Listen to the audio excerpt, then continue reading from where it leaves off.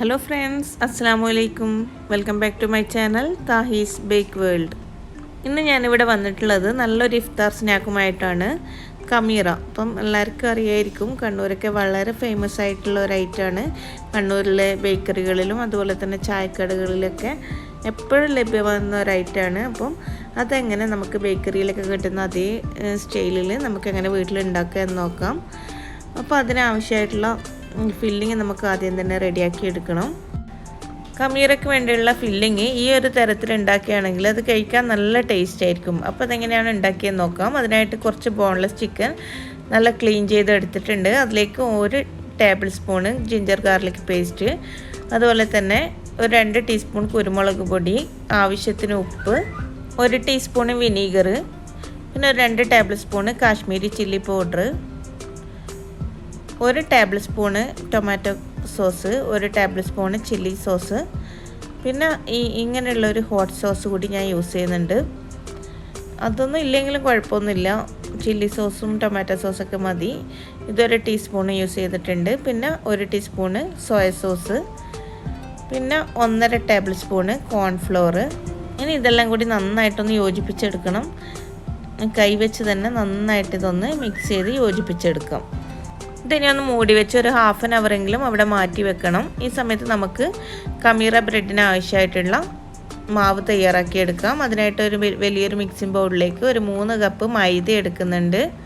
ഇനി അതിലേക്ക് 1.5 teaspoon instant east, പിന്നെ 1 ടേബിൾ സ്പൂണ് പഞ്ചസാര, ആവശ്യത്തിന് ഉപ്പ്, 1 table spoon sunflower oil, 1 egg, ഇവയൊക്കെ ചേർത്ത് നന്നായിട്ടൊന്ന് ഇത് മിക്സാക്കി എടുക്കാം.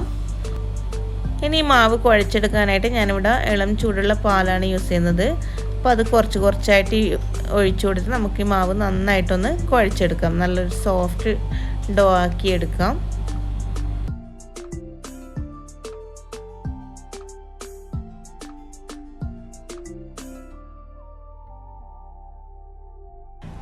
ഇപ്പോൾ ഇവിടെ മാവ് നന്നായിട്ട് ഞാൻ കുഴച്ചെടുത്തിട്ടുണ്ട്. ഇനി അതിന് മുകളിലേക്ക് 1 ടേബിൾ സ്പൂണ് സൺഫ്ലവർ ഓയിലും കൂടി ഒന്ന് സ്പ്രെഡ് ചെയ്ത് കൊടുത്തതിന് ശേഷം നമുക്കിതവിടെ മൂടി വെക്കാം. നന്നായിട്ടൊരു ഡബിൾ സൈസായി വരുന്നത് വരെ നമുക്കവിടെ മൂടി വെക്കാം. ഈ സമയത്ത് നമുക്ക് ഫില്ലിങ് റെഡിയാക്കി എടുക്കാം. അതിനായിട്ട് നേരത്തെ മാരിനേറ്റ് ചെയ്ത് വെച്ചിട്ടുള്ള ചിക്കൻ ഒന്ന് ഫ്രൈ ചെയ്തെടുക്കണം. അതിനായിട്ടൊരു കടായിലേക്ക് ആവശ്യത്തിന് ഓയിൽ ചേർത്ത് കൊടുത്തിട്ടുണ്ട്. ഡീപ്പ് ഫ്രൈ അല്ല, ഷാലോ ഫ്രൈ ചെയ്തിട്ടാണ് നമ്മൾ മസാല റെഡിയാക്കി എടുക്കുന്നത്.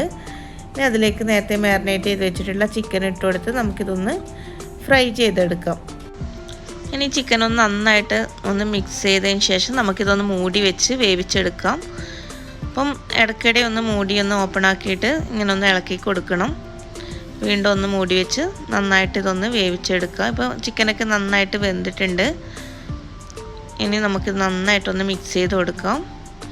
അതിനുശേഷം ഇതിലേക്ക് ചെറുതായിട്ട് ക്യൂബ്സായിട്ട് കട്ട് ചെയ്തിട്ടുള്ള ഓനിയൻ ചേർത്ത് കൊടുക്കാം. ഞാനിവിടെ 2 ഓനിയനാണ് എടുത്തിട്ടുള്ളത്. ഇനി ഇതിലേക്ക് ക്യൂബ്സായി കട്ട് ചെയ്തിട്ടുള്ള ക്യാപ്സിക്കം ചേർത്ത് കൊടുക്കാം.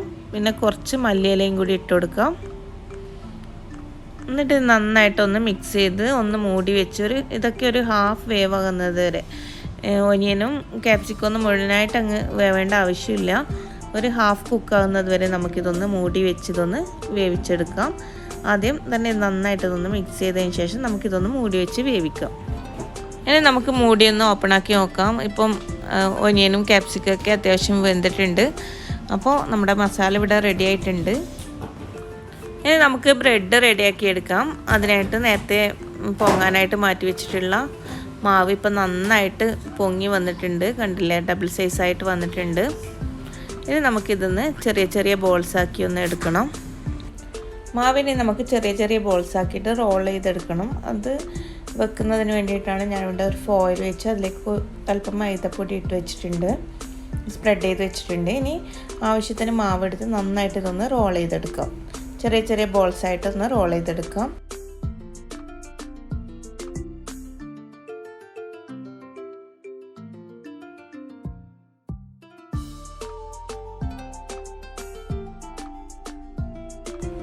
ഇനി മാവൊക്കെ ബോൾസാക്കി എടുത്തതിന് ശേഷം ഇതൊന്ന് ഡ്രൈ ആയി പോകാതിരിക്കാൻ വേണ്ടിയിട്ട് ക്ലിംഗ് റാപ്പ് വെച്ചോ അല്ലെങ്കിൽ തുണി വെച്ചോ നമുക്കിതൊന്ന് കവർ ചെയ്ത് കൊടുക്കണം.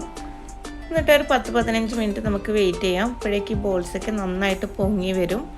അതിനുശേഷം നമുക്കിത് ഫ്രൈ ചെയ്തെടുക്കാം. ഇനി ഓരോ ബോൾസും ഫ്രൈ ചെയ്യുന്നതിന് മുന്നേ ഒന്ന് എഗ്ഗിൽ മുക്കി ബ്രെഡ് ക്രംസിലൊന്ന് കോട്ട് ചെയ്തെടുക്കണം. അതിനായിട്ട് ഒരു ബൗളിലേക്ക് 2 എഗ്ഗ് എടുത്തിട്ടുണ്ട്. അതിങ്ങനെ ഒരു സ്പൂണോ ഫോർക്ക് വെച്ച് ഒന്ന് ബീറ്റ് ചെയ്തെടുക്കാം. പിന്നെ ഒരു പ്ലേറ്റിലൂടെ കുറച്ച് ബ്രെഡ് ക്രംസും എടുത്ത് വെച്ചിട്ടുണ്ട്. ഇനി നമുക്കിതൊന്ന് ഓരോ ബോൾസായിട്ട് എടുത്ത് ഈ എഗ്ഗിലൊന്ന് ഡിപ്പ് ചെയ്ത് നമുക്ക് ബ്രെഡ് ക്രംസിലൊന്ന് കോട്ട് ചെയ്തെടുക്കാം.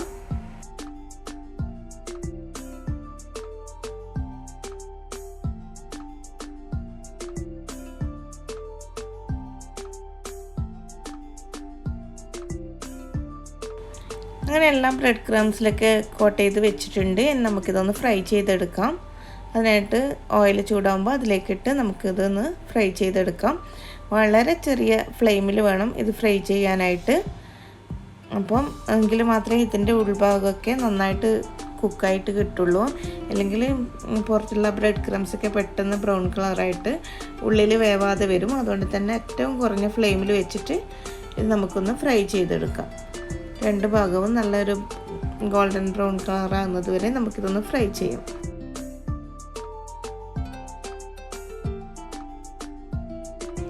ഇപ്പോൾ ചെറിയ ഫ്ലെയിമിലിട്ട് തന്നെ നന്നായിട്ട് ഫ്രൈ ചെയ്തെടുത്തിട്ടുണ്ട്. 2 ഭാഗവും നല്ലൊരു ഗോൾഡൻ ബ്രൗൺ കളറായിട്ടുണ്ട്. ഇനി ഇത് നമുക്ക് ഓയിലിൽ നിന്ന് എടുത്ത് മാറ്റാം. കണ്ടില്ലേ, നല്ല കളറിൽ കിട്ടിയിട്ടുണ്ട്. ഇനി ബാക്കിയുള്ളത് കൂടി ഇങ്ങനെ ഒന്ന് ഫ്രൈ ചെയ്തെടുക്കാം.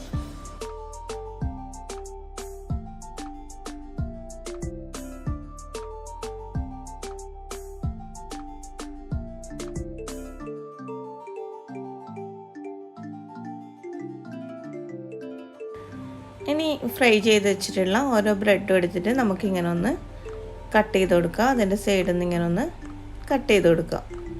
നമുക്ക് ഫില്ലിങ് വെക്കുന്നതിന് വേണ്ടിയിട്ടാണ്. കണ്ടില്ലേ, ഉള്ളൊക്കെ നല്ല സോഫ്റ്റ് ആയിട്ടുള്ള ബ്രെഡാണ്.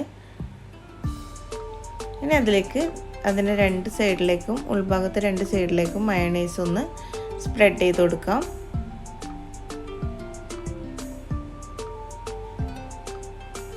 എന്നിട്ട് അതിലേക്ക് ഫില്ലിങ് വെച്ച് കൊടുക്കാം. അങ്ങനെ നമ്മുടെ ടേസ്റ്റി ആയിട്ടുള്ള ഈ സ്നാക്സ് ഇവിടെ റെഡി ആയിട്ടുണ്ട്. കണ്ടില്ലേ, ഒരു സാൻഡ്വിച്ച് മോഡലിലാണ് ഉള്ളത്. ഇനി ഇതിനെ നമുക്ക് ബേക്കറിയിൽ നിന്നൊക്കെ കിട്ടുന്ന അതേ ഒരു സ്റ്റൈലിലാക്കി എടുക്കുന്നതിനായിട്ട് ഇതിലെ ഓരോ ബ്രെഡും എടുത്ത് ഞാൻ ക്ലിംഗ് റാപ്പ് കൊണ്ടൊന്ന് റാപ്പ് ചെയ്തെടുക്കുന്നുണ്ട്. ഇപ്പോൾ കാണുമ്പോൾ ബേക്കറിയിലൊക്കെ കാണുന്ന അതേ ഒരു സ്റ്റൈലിലാണ് ഉള്ളത്. അപ്പോൾ ഇതുണ്ടാക്കാൻ വളരെ ഈസിയാണ്. എല്ലാവരും ഇതൊന്ന് ട്രൈ ചെയ്ത് നോക്കുക. ഇഷ്ടപ്പെടുകയാണെങ്കിൽ ലൈക്ക് ചെയ്യുക, ഷെയർ ചെയ്യുക. പിന്നെ നിങ്ങളുടെ അഭിപ്രായങ്ങൾ എന്തായാലും തന്നെ കമൻസായിട്ട് തന്നെ അറിയിക്കാം. ഇനിയും നല്ല നല്ല റെസിപ്പികളുമായിട്ട് വരാം. അതുവരേക്കും എല്ലാവർക്കും ബൈ. Okay, thank you.